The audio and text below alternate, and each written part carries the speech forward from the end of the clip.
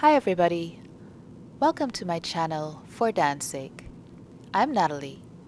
In this highlights video, come along with me on a trip to the Caribbean and let's do some dancing. So, I've been on a bit of an adventure lately and this video is the next best thing to taking you along. I'm headed about 2,000 miles away from my living room in Montreal to the Caribbean island of Montserrat, which is where I grew up. I'm going to enjoy the sunshine and to visit family and friends. It's about a 20-minute flight away from Antigua, which is where we're landing right now.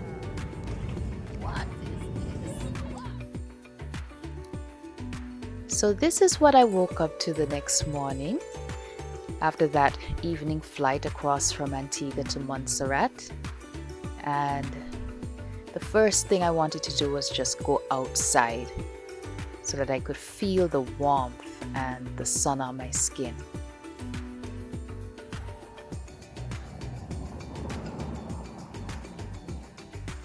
And today is a beautiful, beautiful sunny day.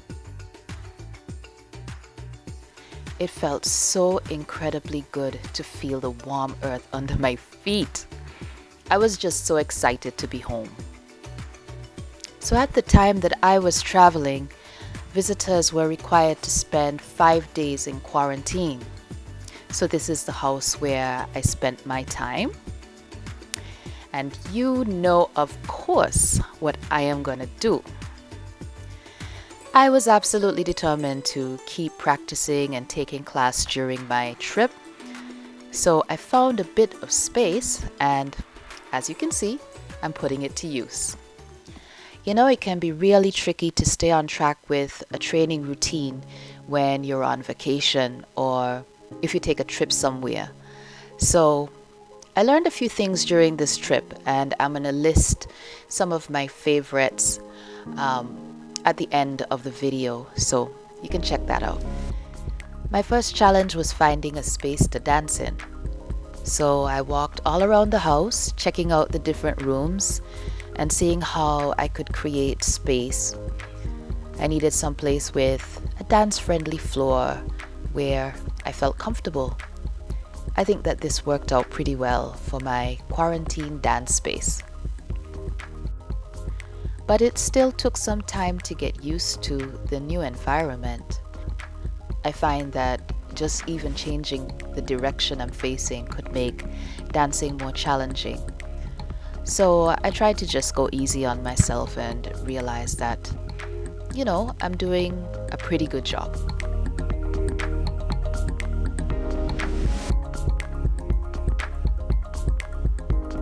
So you're probably wondering, well, what else did I do in Montserrat aside from practice and dance ballet, like I always do at home? Very good question. When I'm in Montserrat, what I like to do best really is just, I would say, enjoy nature because it's a very beautiful and tranquil place. So here I am making a friend, a butterfly friend, and I stood under coconut trees, trying not to get hit by coconuts, admiring the view.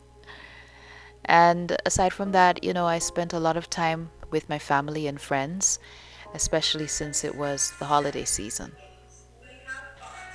And this is Christmas Day.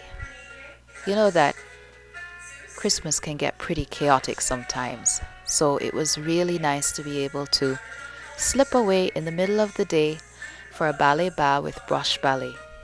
It was a lovely treat. I found that Christmas and ballet make an excellent combination. As you can see, I'm in a different space now. So this is the house where I spent the rest of my trip. And this is my dance floor at that house. Christmas in Montserrat is definitely not white. It has a different flavor altogether. Carnival takes place every year in Montserrat in the month of December. It hasn't quite been as vibrant in recent years because of the pandemic, but there's still a lot of fun things to see and do. And from my home, I could hear the sounds of carnival just drifting across the valley and through my window. And it's tantalizing to, go out and see what's happening. This event is called Night of Pan. I absolutely love steel pan music, and so I decided to go and check it out. And it was really, really nice with the music and the Christmas lights.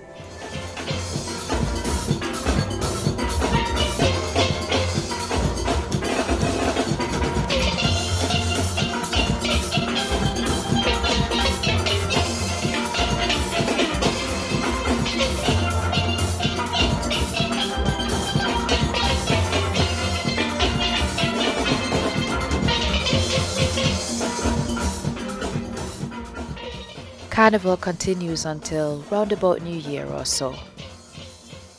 I started my new year with a lot of optimism and drive. New Year has a way of making people feel that way, doesn't it? This was my first class for the new year. And I was actually pretty proud to be able to keep on training on my trip for as long as I did. It's a bit different from my usual experience because every time I go on a trip, I always get derailed. If you're like me and you easily fall off the bandwagon while traveling, here are a few tips that I've learned from my experience. First of all, summon your determination. There will be a lot of temptation to relax and a lot of distractions, so you will need to be determined and focus on your goals. But at the same time, stay flexible, because flexibility of mind will allow you to adjust your routine to suit your new environment so that your motivation stays high. And I think it's really important to allow yourself the flexibility to enjoy your trip. Realize that your dance practice might feel different. For example, if you're moving from a cold climate to a warm one like I did, your practice might feel more strenuous because of the heat. And so don't be discouraged by this, but be sure just to drink more water and dress in cool dancewear, and then take it as a challenge and push yourself. This next tip is one of my favorites. If you're staying in a warm place, be sure to take your practice outside. I had so much fun dancing outside in the open air under the sky. It's such a wonderful way to enjoy the natural environment. So be sure to do that if you can. And my final thought might seem contradictory, but I think it's important to mention that if you do get derailed, don't beat yourself up too much. That happens, and sometimes rest is exactly what the body needs in order to progress in certain areas. And I myself found that I did benefit from some rest. I really hope that some of these ideas will be helpful to you if you're going to be dancing on your next trip, and that you enjoyed seeing a bit of what I've been up to over recent months traveling and dancing in the Caribbean. In my next video, I'm going to share a bit more of my travel experiences. It was a pretty long trip and I have a lot to share. So make sure you look out for that next video. It's going to be a fun one. And you can subscribe if you haven't already and click the notification bell to know when I post again. Well, that's all for now. Thanks so much for watching. See you again soon. Bye!